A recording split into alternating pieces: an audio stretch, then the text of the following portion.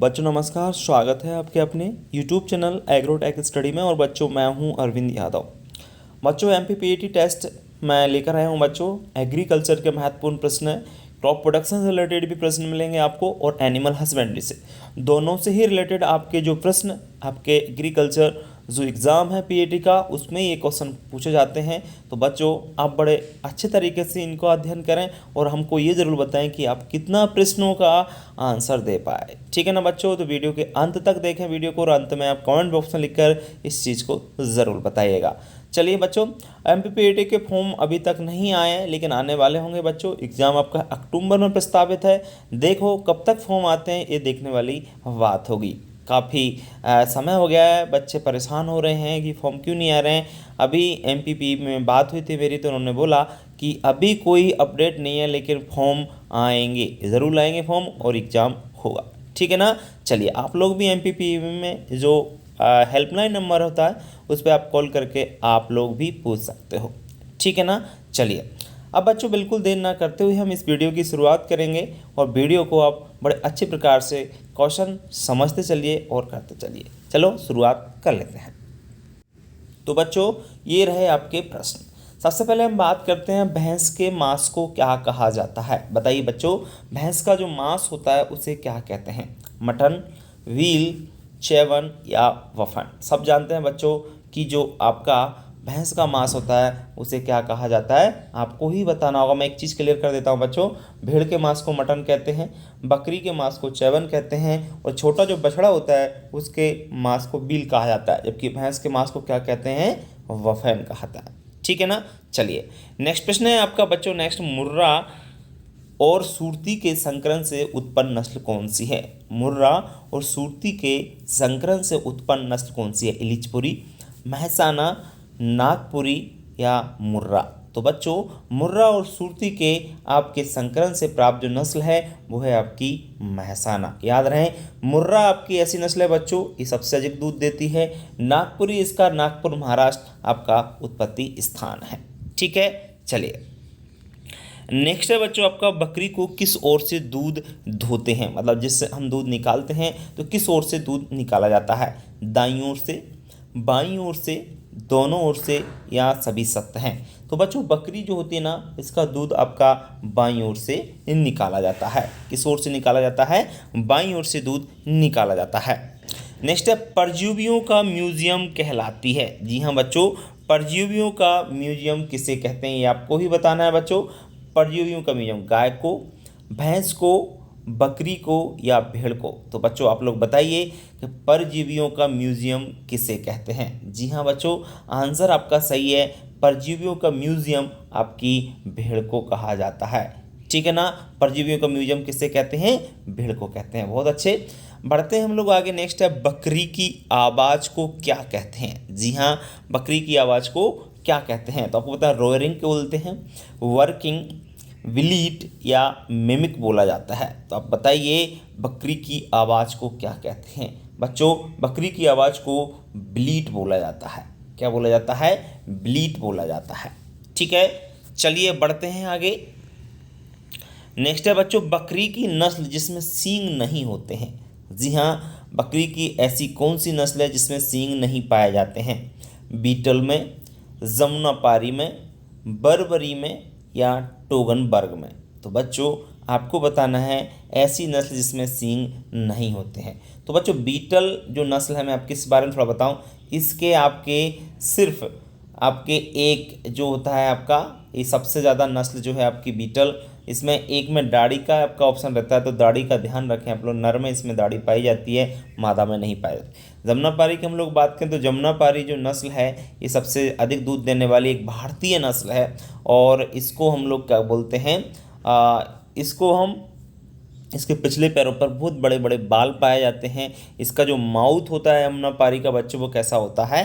Parrot जो होता है ना उसके जैसा होता है। बर्बरी को हम शहरी बकरी के नाम से भी जानते हैं और जबकि बकरी की नस्ल में सींग नहीं होते वो है आपकी टोगनबर्ग। ठीक है ना।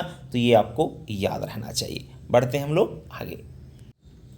बच्चों नेक्स्ट है आपका, डेयरी बर्तनों को यदि साफ नहीं करते, डेयरी बर्तनों को यदि साफ नहीं करते हैं तो उन पर बन जाते हैं क्या? काई, मिल्क स्टोन, प्रोटीन या फास्फोलिपिड। ये आपको ही बताना है बच्चों कि अगर उनको साफ नहीं किया करते तो उन पर क्या बन जाएगा। तो बच्चों याद रहे, उन पे आपके मिल्क स्टोन बन जाते हैं। क्या बन जाते हैं? मिल्क स्टोन बन जाते हैं। नेक्स्ट है पशुपालन विभाग का स्थापना कब हुई? पशुपालन विभाग का जो स्थापना है, पशुपालन विभाग की स्थापना कब हुई? 1950, 1956, 57, 1963, 64, 2001, 2002। तो बच्चों पशुपालन विभाग की स्थापना हुई थी आपकी 1955, 56, 57 में आपकी स्थापना हो गई थी। ठीक है, चलिए गोपाल योजना स्थान राजस्थान की बात करें तो कितने जिलों में चल रही है? तो ये आपकी लगभग 16 जिलों में चल रही है। राठी नस्ल का उत्पत्ति स्थान की बात करें, राठी नस्ल का उत्पत्ति स्थान कहाँ पर है? ध्यान रखें ये अलवर में कई बार पूछा गया है, इसलिए याद रखें आप लोग, है ना। बाकी राजस्थान का प्रथम गऊ अभ्यारण्य की बात करें तो ये आपका बीकानेर में आपका बन रहा है। मध्य प्रदेश की बात करें तो प्रथम गऊ अभ्यारण्य आपका कहाँ है? आगर मालवा में है। थोड़ा सा आप लोग याद रखेंगे, ठीक है ना। मध्य प्रदेश का आपको याद रखना है आगर मालवा, जबकि राजस्थान का आपको याद रखना है बीकानेर। दूध में सामान्यतः किस तत्व की कमी पाई जाती है बच्चों? विटामिन की, वसा की, कैल्शियम की, आयरन की। तो बच्चों याद रखें दूध में आपका आयरन की कमी पाई जाती है। आयरन कम पाया जाता है, इसलिए इसे कंप्लीट फूड नहीं कहते हैं।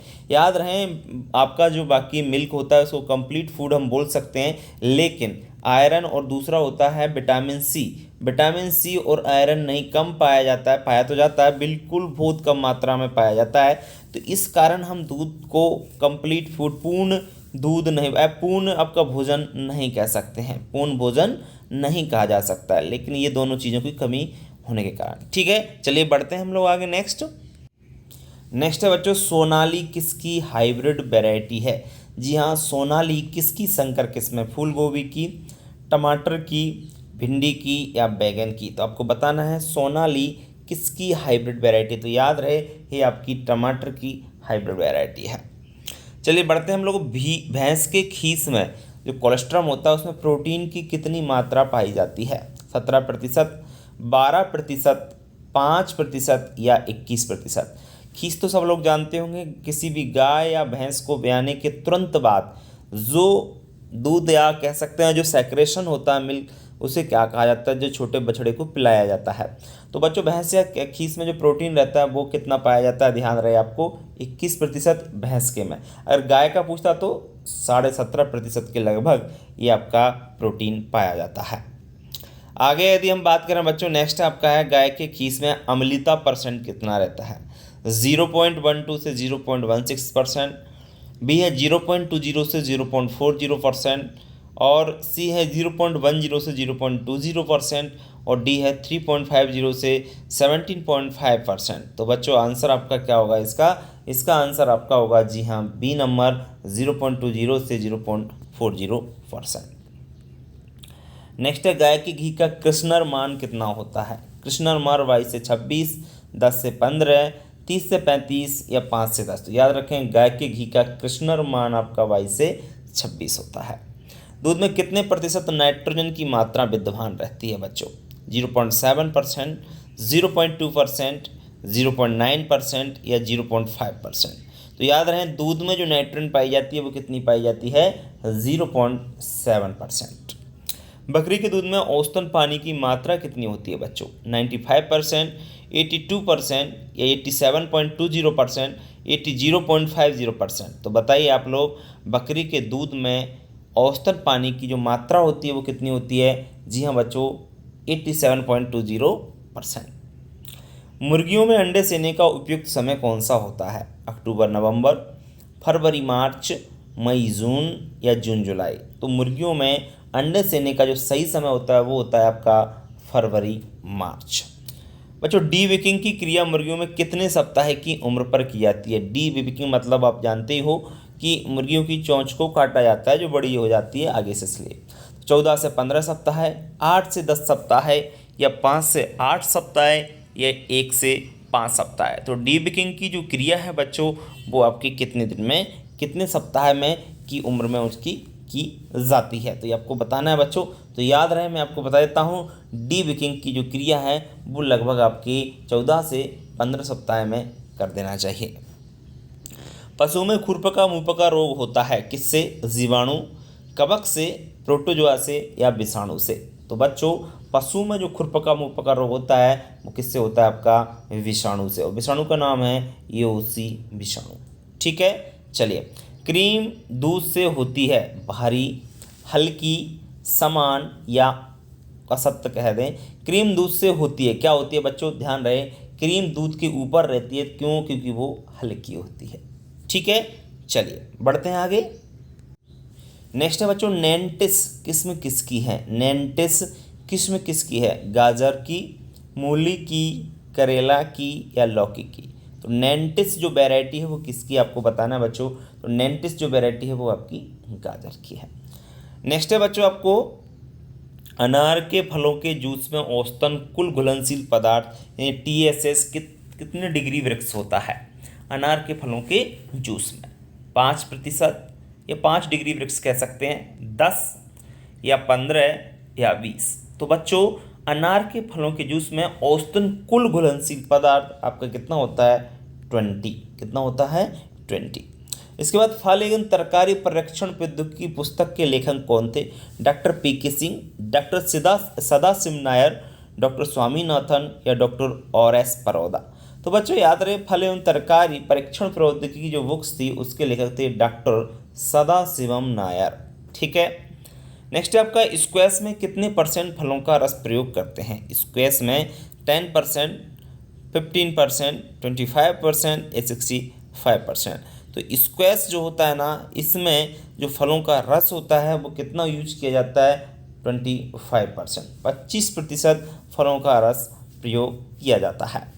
रेफ्रेक्टोमीटर रीडिंग कितनी होती है? 0 से 32, 0 से 20, 32 0 या 20 0। तो याद रखें, रेफ्रेक्टोमीटर में 0 से 32 तक आपकी रीडिंग होती है। नेक्स्ट है, बीज रहित तरबूज होता है कौन सा? द्विगुणित, त्रिगुणित, टेट्राप्लॉइड या आपका षटगुणित जिसको हेक्साप्लॉइड कहते हैं। तो बच्चों आपको बताना है जो सीड नहीं रहता है ऐसा कौन सा तरबूज है? तो याद रहे, ट्रिप्लॉइड यानी त्रिगुणित जो आपका तरबूज होता है उसकी बात है। किस तत्व की कमी से आम में लिटिल लीफ रोग हो जाता है? आयरन, जिंक, मैग्नीज या मोलिब्डेनम। तो याद रहे, आपके आम में जो लिटिल लीफ होता है वो आपका किसके होता है? वो ध्यान रहे, जिंक की कमी से हो जाता है। पीले रंग वाली मिर्च की किस्म है? हंगेरियन बैक्स, पूसा सदाबहार, रूबी किंग या अर्का मोहिनी। तो याद रखें, पीले रंग वाली जो मिर्च शुरू हुई है उसकी वैरायटी का नाम है बच्चों आपका हंगेरियन वैक्स। हरी मिर्च की तुड़ाई फल लगने के कितने दिन बाद कर सकते हैं? हरी मिर्च की तुड़ाई फल लगने के कितने दिन बाद कर सकते हैं? 15 से 20 दिन, 22 से 25 दिन, 12 से 15 दिन या 25 से 30 दिन। तो याद रखें, हरी मिर्च की जो तुड़ाई है वो हम लोग कितने दिन बाद? लगने के लगभग 15 से 20 दिन बाद कर सकते हैं। ठीक है, चलिए। तो बच्चों इस वीडियो में इतना ही। वीडियो कैसा लगा?